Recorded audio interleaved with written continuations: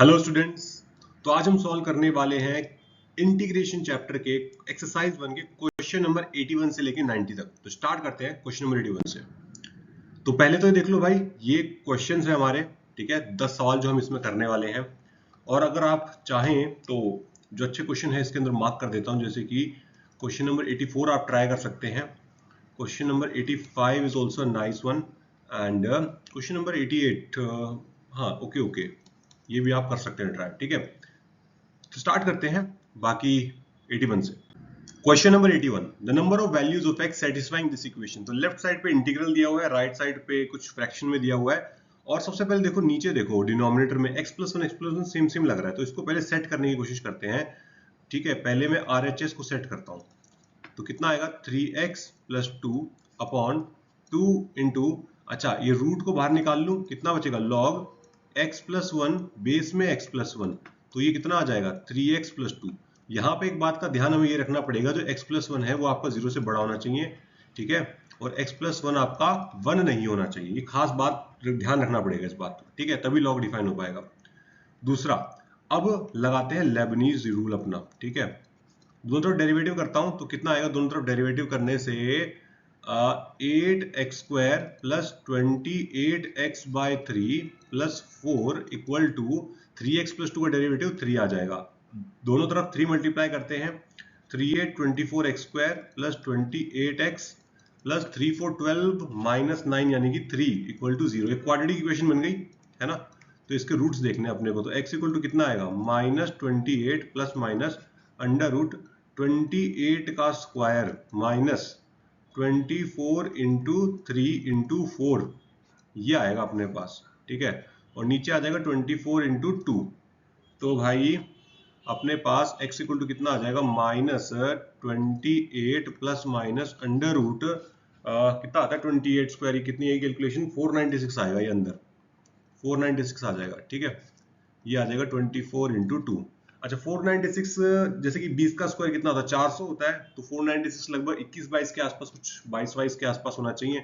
तो क्या क्या रूट आ रहे हैं इसके, -28 प्लस 22 अपॉन 24 इंटू 2, और एक रूट आ जाएगा -28 माइनस 22 मान के चल रहा हूँ अप्रोक्सीमेटली में, ठीक है, 24 इंटू 2, ठीक है।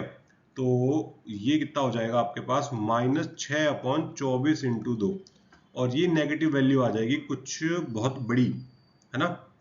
कितनी बड़ी नेगेटिव वैल्यू आएगी, ये कितना, ये हो जाएगा 30 और उसमें 20 50 -50 अपॉन 24 इंटू 2, ठीक है। ये जो वैल्यू आएगी ये आएगी आपकी -1 से 0 के बीच में, ठीक है, और ये आएगी -∞ से ये 1 से इस साइड आएगी, -1 के उधर, ठीक है। तो इसका मतलब हमें क्या चाहिए, इसकी कंडीशन से देखो ना, x should be greater than -1, -1 से बड़ा चाहिए, तो मतलब यही वाला लेना पड़ेगा, ये वाला तो -1 से छोटा है, तो इसको रिजेक्ट करना पड़ेगा, तो हम इसी को रखेंगे बस। तो ऑप्शन हमारा बी सही हो जाएगा। सही है क्या ऑप्शन बी? बिल्कुल ऑप्शन बी सही है। आगे चलते हैं क्वेश्चन नंबर 82, ठीक है, बड़ा जल्दी इसी हो जाएगा क्वेश्चन, सिंपल क्वेश्चन है। देखो एक तो इसमें एक ट्रिक भी होती है, कैसे क्या ट्रिक होती है कि भाई जैसे कि limit n tends to infinity दिया हुआ है आपको, 1 प्लस 2 की पावर 4 3 की पावर 4 ऐसे करके दे रखा हो, मान लो n की पावर 4 अपॉन n की पावर 5, ठीक है। अब फटाफट एक काम करो, इसकी पावर और इसकी पावर का डिफरेंस देख लो, अगर वो डिफरेंस 1 आता है ना, तो इसका आंसर 1 अपॉन नीचे वाले की पावर यानी कि 1/5 हो जाएगा। लेफ्ट वाला इसका आंसर कितना हो गया 1/5, ठीक है। और इसकी डिग्री देखो, ये डिफरेंस, इसकी डिग्री 3 है, इसका डिग्री कितनी है 5, तो ये डिफरेंस कितना आ रहा है 2 आ रहा है। इसका मतलब नीचे वाले की डिग्री ज्यादा बड़ी है, ऊपर वाले की डिग्री छोटी है, तो डिफरेंस 2 आएगा तब, ठीक है। तो इसका मतलब ये हो जाएगा 0 फटाक से, तो मतलब 1/5 इसका आंसर हो जाएगा, डी ऑप्शन करेक्ट। लेकिन अगर तरीके से देखना हो, तो कैसे देख सकते हैं भाई, पहले तो इस वाले पार्ट को सॉल्व करने की कोशिश करता हूं मैं, ठीक है। तो इसके लिए आप क्या लिख सकते हैं, limit n tends to infinity, ठीक है, summation 1 upon n into r की पावर r बाय n की पावर 4, इस तरीके से लिख रहा हूं मैं, एक्सप्रेस कर रहा हूं पूरे उस टर्म को, ठीक है। और लिमिट ऑफ सम की मदद से ये किसके बराबर हो जाएगा, ये हो जाएगा 0 से 1 x की पावर 4, जो कि कितना आएगा इसकी पावर 5/5, और 0 से 1 आप करोगे तो ये आ जाएगा 1/5 आपके पास, करेक्ट है। सिमिलरली अब राइट साइड वाला देख लो, राइट साइड वाले के लिए मैं लिख सकता हूं, ठीक है। राइट साइड वाले के लिए अगर मैं को लिखूं, लिमिट ऑफ सम से करूं अगर मैं, समेशन 1 से लेके n, वो आ जाएगा r क्यूब अपॉन, कितना आएगा, लिमिट ऑफ सम से जाना चाहिए क्या इसके अंदर, सेम बन नहीं पाएगा, लिमिट ऑफ सम से नहीं जाएंगे अपन, लिमिट से जाते हैं।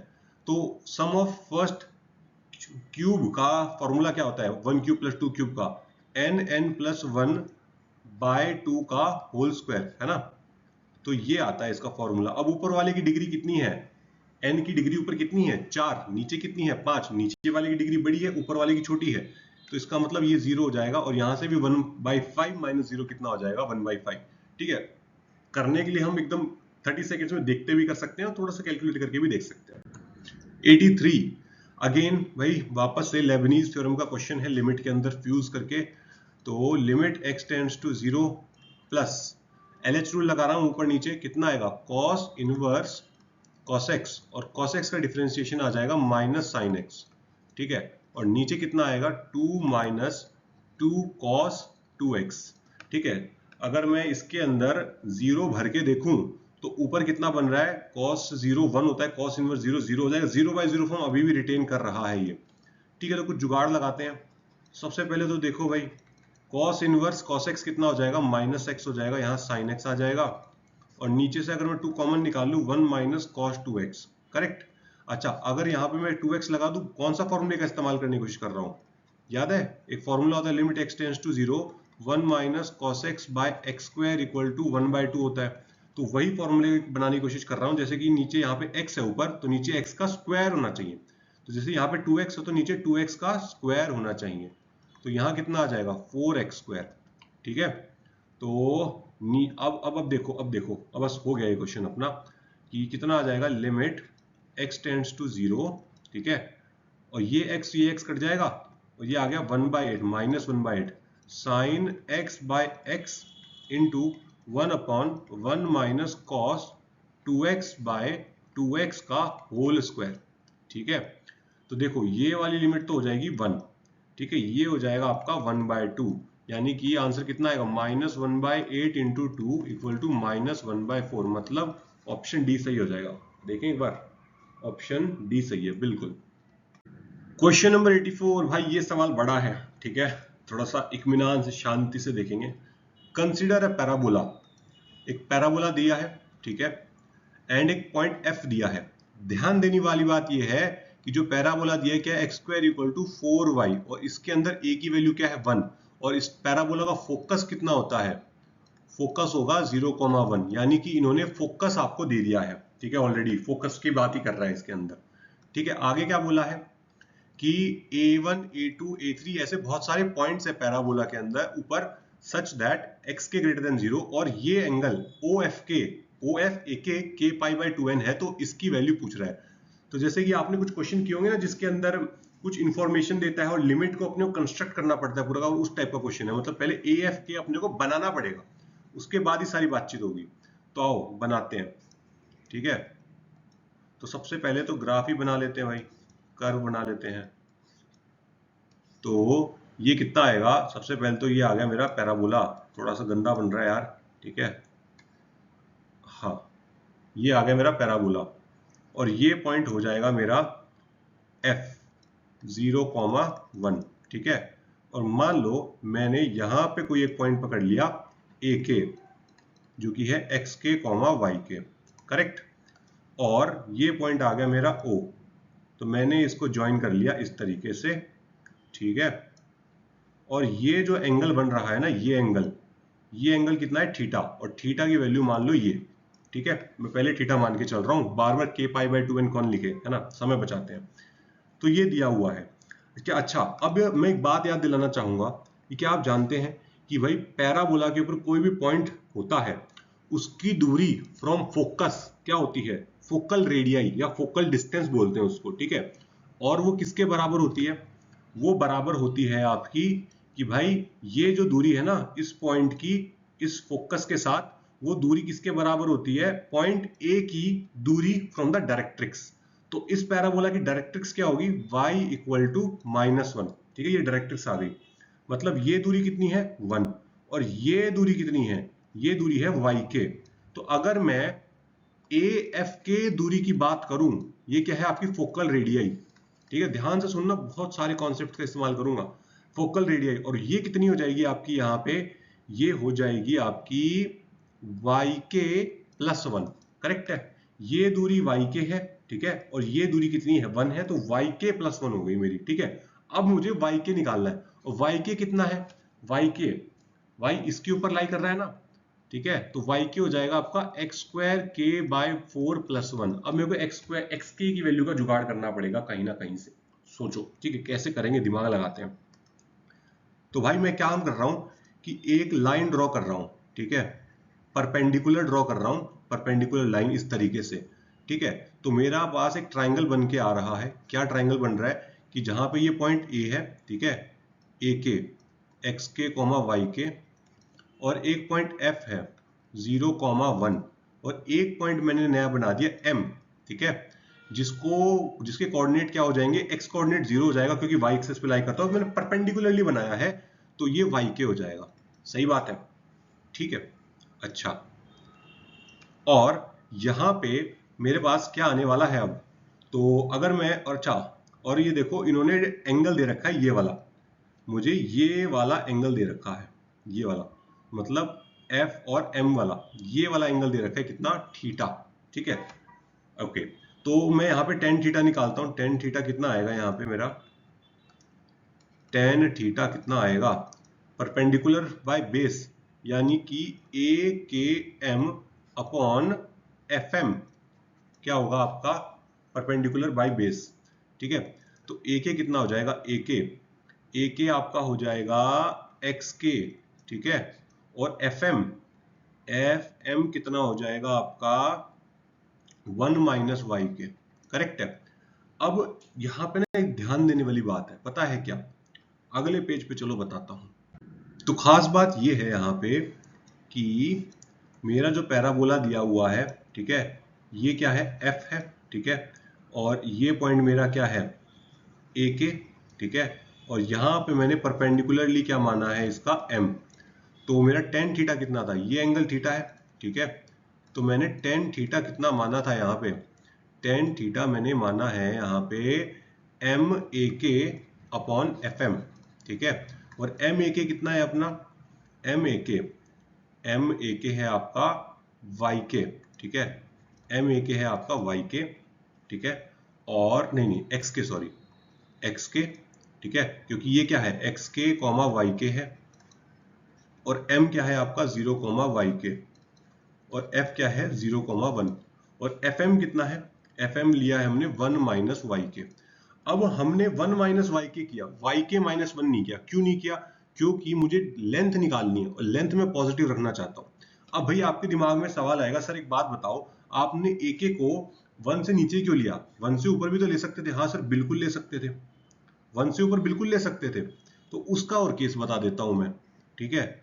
अगर मेरा एक AK यहां होता, ठीक है, तो ये लाइन बनती, ठीक है, और मैं ये परपेंडिकुलर लेता फिर, लेकिन मेरा एंगल थीटा तो यही रहेगा, ठीक है। तो मुझे ये वाला अगर एंगल लेना है, अगर मुझे ये वाला एंगल लेना है, तो ये कितना होगा, पाई माइनस थीटा होगा इस केस के अंदर। तब मैं क्या लिखूंगा, tan पाई माइनस थीटा लिखूंगा, ठीक है, और MAK वो तो XK ही रहेगा, वो नहीं बदलेगा, और FM कितना हो जाएगा, इस बार YK -1 लूंगा, क्योंकि मुझे अपना डिस्टेंस को पॉजिटिव रखना है, और YK इस बार 1 से ऊपर है, ठीक है।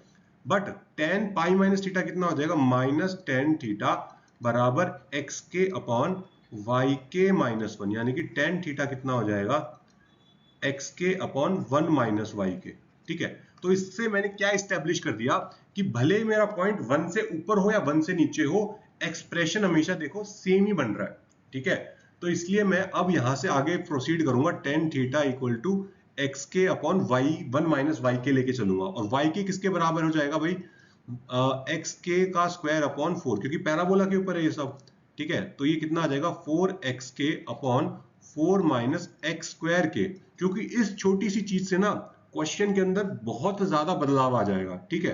क्योंकि अगर आपने YK -1 लेके सॉल्व कर दिया ना, आप ऐसी जगह पहुंच जाओगे आपका आंसर भी नहीं आ रहा होगा, ठीक है। तो आगे सॉल्व करते हैं, अब क्रॉस मल्टीप्लाई करते हैं, तो ये आ जाएगा -4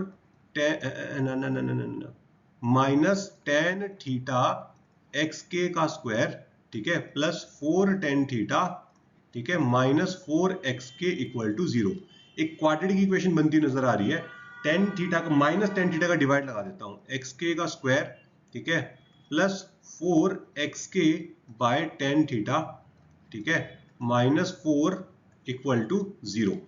परफेक्ट स्क्वायर बनाते हैं तो कितना आएगा, x k plus 2 upon tan theta का होल स्क्वायर इक्वल टू, यहां पे कितना आ जाएगा, माइनस 4 अपॉन टेन थीटा का square, tan square theta equal to 0। ठीक है, अगले पेज पे इसको सॉल्व करते हैं अपने पास। तो अपने पास क्या आ गया था, अपने पास आया था x k plus 2 upon tan theta का whole square equal to 4 plus 4 by tan square theta. ठीक है, 4 कॉमन आ जाएगा तो ये कितना आएगा, tan square theta plus 1 upon tan square theta, और टेन स्क्वायर थीटा कितना हो जाएगा, सेक स्क्वायर थीटा, और sec square theta upon tan square theta, ये चीज किसके बराबर हो जाएगी, सेक, सबको साइन कॉस में चेंज कर लेता हूं, ठीक है, तो ये आ जाएगा 4 upon sine square theta, correct, और ये हो जाएगा इवेंचुअली 4 कॉसेक स्क्वायर थीटा। ठीक है, तो मतलब x k plus 2 bye tan theta का होल स्क्वायर क्या आ जाएगा, 4 कोसेक स्क्वायर थीटा आ जाएगा आपका, करेक्ट है। अच्छा, इसका मतलब x k plus 2 cot 2 theta की वैल्यू क्या क्या आ गई, प्लस माइनस 2 कोसेक थीटा। तो एक्स के की एक वैल्यू तो निकल के आ रही है आपकी 2 cosec theta minus 2 cot theta.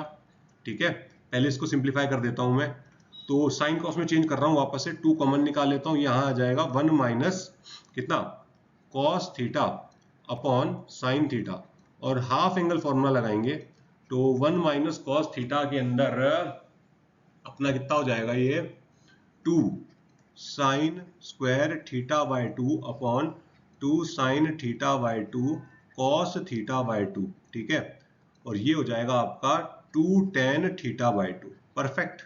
अब मैं माइनस वाला ले लेता हूं, मैं क्या ले लूंगा, minus 2 cosec theta minus 2 cot theta. तो भाई दूसरा वाला ले लेता हूं, तो एक्स के इक्वल टू कितना हो जाएगा इस बार, minus 2 cosec theta minus 2 cot theta, correct. तो माइनस 2 बाहर निकाल लेते हैं, और साइन कॉस में वापस से 1 plus cos theta upon sine theta, 1 plus cos theta कितना हो जाएगा, ये हो जाएगा 2 कॉस स्क्वायर थीटा बाय 2, और साइन थीटा कितना हो जाएगा, 2 sine theta by 2 cos theta by 2। ठीक है, तो ये आ जाएगा माइनस 2 कॉट थीटा बाय 2। अब देखो दो सॉल्यूशंस आ गए अपने, एक क्या आ गया अपने पास, एक आ गया एक्स के की वैल्यू क्या, 2 टेन थीटा बाय 2, ठीक है, और एक आ गई आपकी एक्स के की value minus 2 cot theta by 2। ठीक है, अच्छा अब देखो हमें क्या बोला है, एक्स के ग्रेटर देन 0 है, और ये जो एंगल है ये एक्यूट एंगल है, ठीक है, 0 से पाई बाय 2 में ही है हमेशा। तो भाई अगर उस हिसाब से देखा जाए तो नेगेटिव तो मैं ले ही नहीं सकता, क्योंकि मेरे को क्या बोला है, एक्स के ग्रेटर देन 0 है, तो इसको रिजेक्ट करना पड़ेगा। तो एक्स की क्या बचा, ये बचा, तो अब इसके अंदर डालेंगे, मतलब अब तक देख रहे हो, अभी तक तो इंटीग्रेशन स्टार्ट भी नहीं हुआ है, अब कहानी स्टार्ट होगी आगे की। तो limit n tends to infinity 1 upon n summation k equal to 1 से लेके n, ये अच्छा रुको रुको रुको भाई, अभी कहाँ, पहले अपने पास आया एफ ए के, कितना आया था भाई, एफ ए के कितना आया था, मेरे को तो ध्यान भी नहीं है कितना आया था, एफ ए के अपने पास आया था एक्स के स्क्वायर बाय 4 प्लस 1, ये आया था, हाँ ठीक है। तो एक्स के की जगह पे भरते हैं तो कितना आएगा, 4 tan square theta by 2 by 4 plus 1, यानी कि ये कितना हो जाएगा, sec square theta by 2। Perfect, अब आगे चलो। तो भाई अपना एफ ए के कितना निकल के आ गया, sec square theta by 2, theta कितना है ये माना था ना अपन ने थीटा, तो के पाई बाय 4n। ठीक है, तो अब भरते लिमिट में, अब स्टार्ट होगा question, limit n tends to infinity 1 by n summation k equal to 1 से लेके n, और एफ ए के कितना हो जाएगा, sec square k by n pi by 4। ठीक है, और ये फॉर्मूला बन जाएगा 0 से 1 sec square x pi by 4 dx, और इसका इंटीग्रल कितना आएगा 10 x pi by 4 upon pi by 4 और 0 से 1 में इसको इंटीग्रेट कर दो तो ये कितना आ जाएगा 1 अपॉन पाई बाई 4 माइनस 0 यानी कि 4 अपॉन पाई इसका आंसर आ जाएगा, मतलब ऑप्शन बी। काफी मस्त और काफी लंबा चौड़ा क्वेश्चन था। ठीक है, चलो अगले क्वेश्चन में चलते हैं। तो question number 85, the minimum value of this function. खास बात यह है कि भाई ई की power mod x minus t दे दिया है और t क्या है आपका 0 से 4 में है, x क्या है आपका 0 से 3 में है। तो इसको देखो कैसे स्प्लिट करते हैं। तो मैं fx इक्वल टू में लिखूंगा 0 से x। ठीक है, जब 0 से x कहां तक जा रहा है 3 तक जा रहा है। ठीक है, तो जब मैं 0 से 3 तक जाऊंगा तो मेरा मॉड के अंदर क्या रहेगा, कौन डोमिनेट करेगा। देखो जरा पॉजिटिव की तरह खुलेगा ना, e की power x minus T D T, ऐसे नहीं खुल जाएगा क्या भाई। मैं जब x क्या है मेरा 0 से 3 के बीच में है और t भी मेरा 0 से x तक ही जा रहा है, तो मतलब x हमेशा बड़ा रहेगा t से। ठीक है, तो इसका मतलब क्या हो जाएगा e की power x minus T D T plus और फिर x से लेके 4 तक। अब t डोमिनेट करेगा, अब t जो है हमारा x से बड़ा हो गया, तो इसका मतलब e की power minus x minus T D T ऐसे करके खोलना पड़ेगा इसको। ठीक है, अब हालांकि डिफरेंशिएट भी कर सकते हैं, पर मेरा मन ये है कि यहाँ पे डिफरेंशिएट ना करके हम बस डायरेक्ट इंटीग्रेशन करने पे ध्यान दें। e की power minus T D T plus e की पावर माइनस x से 4 e की पावर t डी टी। ठीक है, तो ये कितना आएगा e की पावर x e की power minus T upon minus 1 0 से x प्लस e की पावर माइनस x e की पावर t और x से 4। ठीक है, e की पावर x और ये कितना आ जाएगा e की power minus x upon minus 1 और 0 डालूंगा तो कितना आ जाएगा, ये प्लस 1 आ जाएगा यहाँ पे। ठीक है, प्लस e की पावर माइनस x e की पावर 4 और ये कितना आ जाएगा माइनस e की पावर x। तो fx कितना आ रहा है भाई आपके पास, fx यहाँ आ जाएगा, ब्रैकेट्स को ओपन करते हैं तो माइनस 1 प्लस e की पावर x। ठीक है, प्लस e की power 4 minus x minus e की पावर माइनस 1 हो जाएगा ये। तो ये कितना आ गया e की पावर x प्लस e की पावर 4 माइनस x माइनस 2। ठीक है, ये क्या आया है fx आया अभी, और हमें क्या चाहिए फंक्शन की मिनिमम वैल्यू चाहिए। मिनिमम वैल्यू के लिए डेरिवेटिव कर दूं f डैश x, तो ये कितना आएगा e की पावर x माइनस e की power 4 minus x equal to 0 कर दो, तो e की power x equal to e की पावर 4 माइनस x, तो यानी कि x equal to 4 minus x, तो x की वैल्यू कितनी आ गई यहाँ से 2। ठीक है, तो 2 पे मिनिमम वैल्यू आएगी, तो फटाफट f2 निकाल दो। f2 कितना आएगा e की पावर 2 प्लस e की पावर 2 माइनस 2 यानी कि e2 e स्क्वायर माइनस 2, मतलब ऑप्शन कौन सा सही बैठेगा, ऑप्शन सी सही बैठेगा। ठीक है, चलो क्वेश्चन नंबर 86। देखो ये इंटीग्रल की वैल्यू दी हुई है और इसकी वैल्यू पूछ रहा है, और cos क्यूब थीटा देखते ही मेरे मन में ख्याल आता है कि भाई cos 3 theta equal to 4 cos cube theta minus 3 cos theta, इस फॉर्मूले की याद आती है। तो यहां से cos cube theta equal to कितना हो जाएगा cos 3 theta plus 3 cos theta by 4। Correct है, तो भरते हैं, आ जाओ। तो 1/4 0 से infinity cos 3 theta by x। ठीक है, x लिखेंगे यहाँ पे। ठीक है, dx प्लस 3/4 0 से infinity cos x by x dx। ठीक है, अच्छा देखो जरा, ये वाले पोर्शन का तो डायरेक्ट π/2 लिख सकता हूं, बस मुझे इस पोर्शन को सॉल्व करना है। तो इस साइड तो कितना आ गया 3/4 इंटू π/2 डायरेक्ट आ गया, बस इस वाले को सॉल्व करना रहता है। तो इधर दिमाग लगाते हैं, 3x को टी पुट कर देता हूं मैं। ठीक है, तो 3dx इक्वल टू कितना आ जाएगा dt।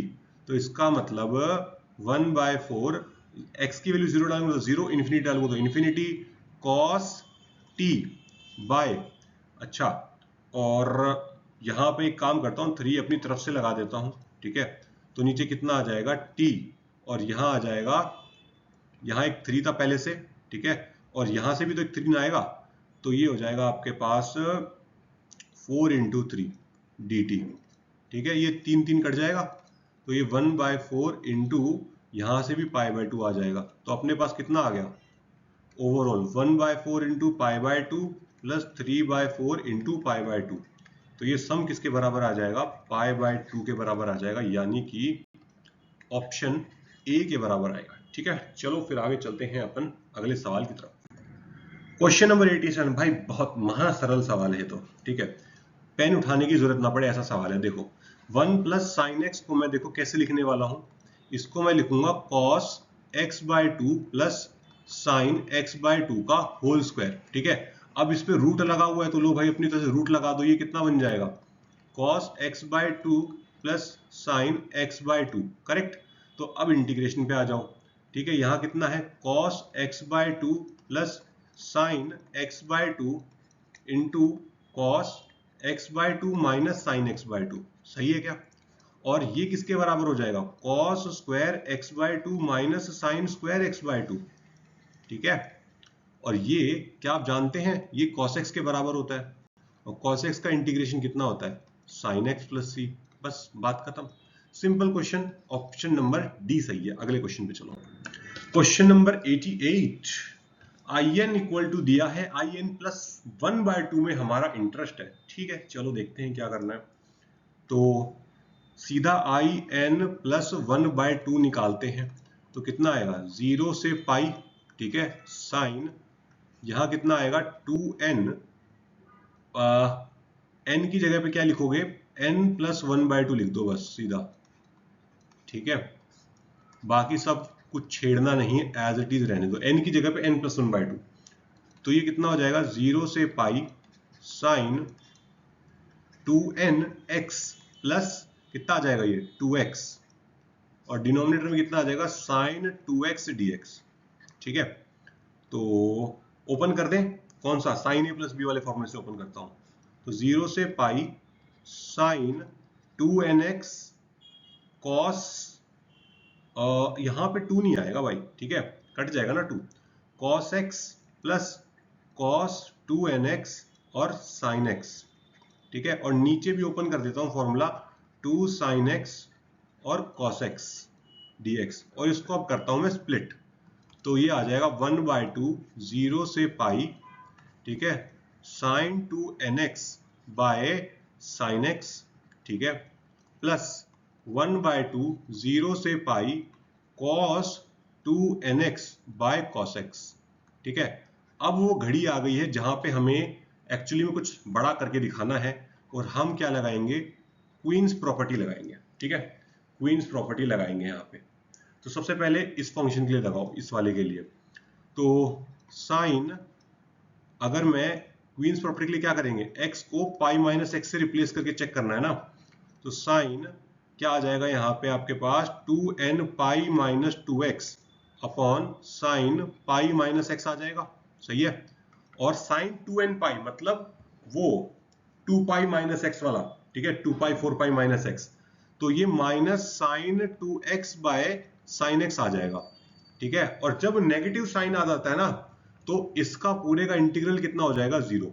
ठीक है, सिमिलरली सेम काम यहां करूंगा मैं, तो यहां पे cos 2n pi minus 2x upon cos pi minus x।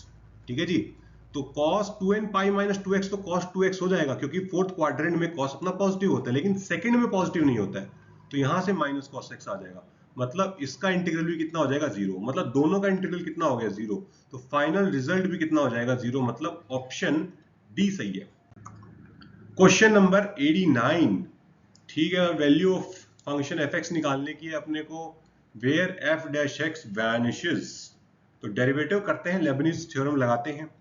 तो f डैश x कितना आ जाएगा यहाँ पे, सबसे पहले तो यहाँ 1 आएगा plus ln square x plus 2 ln x। ठीक है, और क्वेश्चन वाला चाहता है वैनिश हो जाए, वैनिश मतलब कि 0 बन जाए, मतलब इसको हमें क्या बनाना पड़ेगा 0 बनाना पड़ेगा, तो मतलब ln x प्लस 1 का होल स्क्वायर बनता हुआ नजर आ रहा है ये तो, है ना। तो ln x प्लस 1 इक्वल टू 0, और ln x equal to minus 1 कब होता है, x की वैल्यू कितना हो जाए e की पावर माइनस 1, या फिर x की वैल्यू कितनी हो जाए 1 बाई e। ठीक है, तो इन्होंने अभी आंसर आया नहीं है, इन्होंने क्या मांगा है फंक्शन की वैल्यू बताओ जब ऐसा होता है, ये सवाल है अपना, समझे। तो मतलब मेरे पास x की वैल्यू 1/e आ गई है, अभी काम हुआ नहीं है। अब मुझे f ऑफ 1/e निकालने का है, तो थोड़ा सा मेहनत वाला सवाल है, मजदूरी करवाएगा आपसे। 1/e ln square t plus 2ln t dt, ये अब अपने को निकालना पड़ेगा, ठीक है, इसको इंटीग्रेट करना पड़ेगा, ठीक है। करते हैं, चलो एक काम करते हैं भाई, यहाँ पे +1 कर देता हूँ, ठीक है, और -1 कर देता हूँ, जिससे कि स्क्वायर बना सकूं, और ठीक है, सिर्फ इसको पार्ट को सॉल्व करने में दिमाग लगाऊंगा अब मैं। तो ये कितना है, 1 से 1/e ln t प्लस 1 का होल स्क्वायर माइनस 1 से 1/e dt, और ये वाले पोर्शन का इंटीग्रल कितना आ जाएगा, 1/e -1, ठीक है, और बाहर एक माइनस लगा हुआ है, ठीक है, बाद में एज इट इज जोड़ देंगे अपन। अब इस पोर्शन को करते हैं, सिर्फ इतने वाले को करेंगे।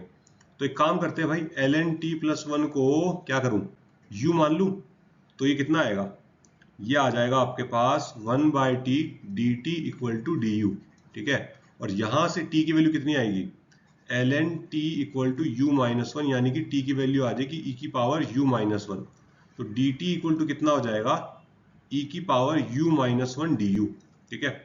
तो इंटीग्रल देखो, अगर t की वैल्यू 1 ले लूंगा तो यहाँ 1 आ जाएगा, 1/e ले लूंगा तो 0 आ जाएगा, सही है। अच्छा ओके, तो ये हो जाएगा u स्क्वायर, ठीक है, और यहाँ पे e की पावर u -1 du।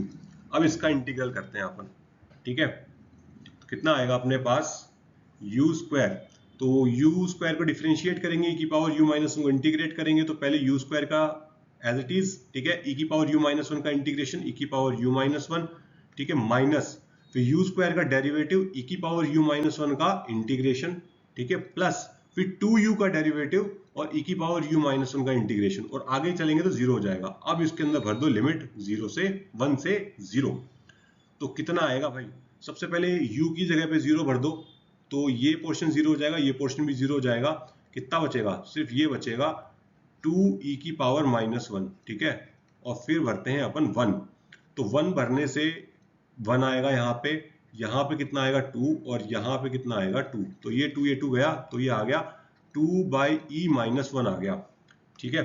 तो फाइनल आंसर कितना आ रहा है, देखो एक तो देखो 1 + 1/e ये रहा, ठीक है, और यहाँ से कितना आ रहा है प्लस 2/e -1, और यहाँ से कितना आया अपना -1/e + 1, ठीक है। तो देखिए क्या क्या कट रहा है, तो एक तो 1 ये 1 कट गया, एक ये कट गया, एक ये कट गया, तो अपने पास बच गया 2/e + 1 बच गया, मतलब इसका ऑप्शन डी सही हो जाएगा भैया, ठीक है।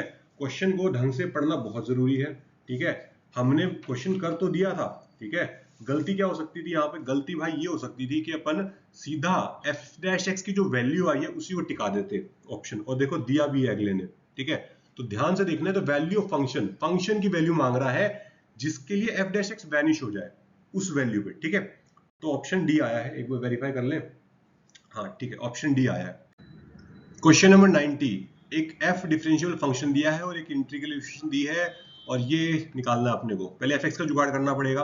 तो बट दिक्कत ये है कि भाई इस बार x - t जो है fx के अंदर दिया है, मैं डायरेक्टली अभी लगा नहीं सकता इंटीग्रल अपना लेबनीज थ्योरम, ठीक है। तो एक काम करते हैं, हम x - t को यहाँ पे कुछ u मान लेते हैं, ठीक है, और t के रिस्पेक्ट में डेरिवेटिव कर रहा हूँ, with respect to t derivative करूंगा, तो मुझे कितना आएगा यहाँ पे -dt = du, और यहाँ से t की वैल्यू कितनी आ रही है, x - u, ठीक है।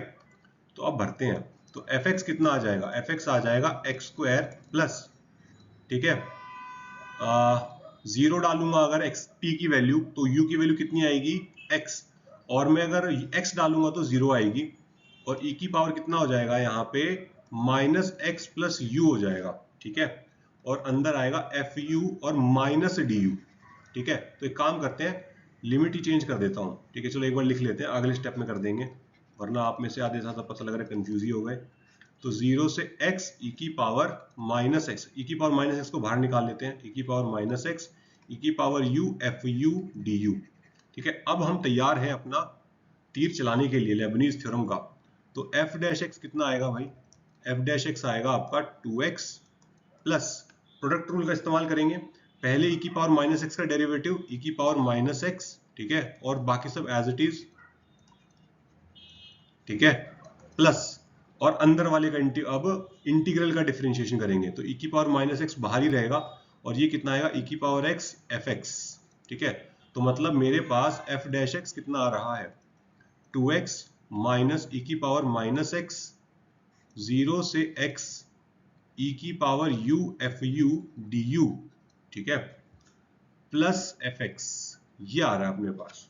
ठीक है, तो क्या कर सकते हैं, जरा देखो कुछ जुगाड़ कर सकता हूं क्या मैं यहाँ पे। इस वाली एक्सप्रेशन को देखो, क्या यहां से मैं ऐसा बोल दूं कि minus x square equal to, नहीं, क्या मैं यहां से ऐसा बोल दूं कि x square equal to f x minus e की पावर माइनस एक्स 0 से x ई की power u f u d u, ऐसा मैं लिख दूं और अब यहां भर देता हूं तो f डैश एक्स कितना आ जाएगा मेरा 2x प्लस एक्स स्क्वायर आ जाएगा। सही है, तो मतलब मैंने इस पूरे टर्म को रिप्लेस कर दिया और अब मैं फिर से इंटीग्रेट कर देता हूं। ठीक है, इंटीग्रेट करना पड़ेगा। अगर इंटीग्रेट करता हूं तो एफ एक्स की वैल्यू कितनी आएगी, ठीक है, दोनों तरफ इंटीग्रेशन कर रहा हूं तो ये आ जाएगा x square plus x cube by 3 plus c. अब कांस्टेंट सी का पहले जुगाड़ करना पड़ेगा। कांस्टेंट सी का जुगाड़ कैसे करोगे, तो उसके लिए देखो इस वाली एक्सप्रेशन में x की वैल्यू 0 डालो तो f0 कितना आ रहा है, ये भी 0 हो जाएगा, ये 0 हो गया, 0 से 0 तो एवरीथिंग विल बी 0। ठीक है, और इसका मतलब अगर इसके अंदर में f0 भरूं तो 0 प्लस सी, ठीक है, तो c की वैल्यू कितनी आ गई 0, तो fx क्या आ गया x square plus x cube. ठीक है, तो अपना fx कितना आ गया था x square plus x cube by 3 और इसका इंटीग्रेशन करना है 0 से 1 में अपने को। ठीक है, तो ये भी अच्छा सवाल था। ठीक है, dx तो ये कितना आ जाएगा एक्स क्यूब बाय 3 एक्स की पावर 4 बाय 12 और 0 से 1, तो ये कितना आ जाएगा 4 प्लस 1 बाय 12 यानी कि 5 बाय 12, यानी कि ऑप्शन डी सही हो जाएगा। ठीक है, so that was all for this. ठीक है, अगली वीडियो में मिलेंगे और कुछ और नए सवालों के साथ। सायोनारा, बाय बाय।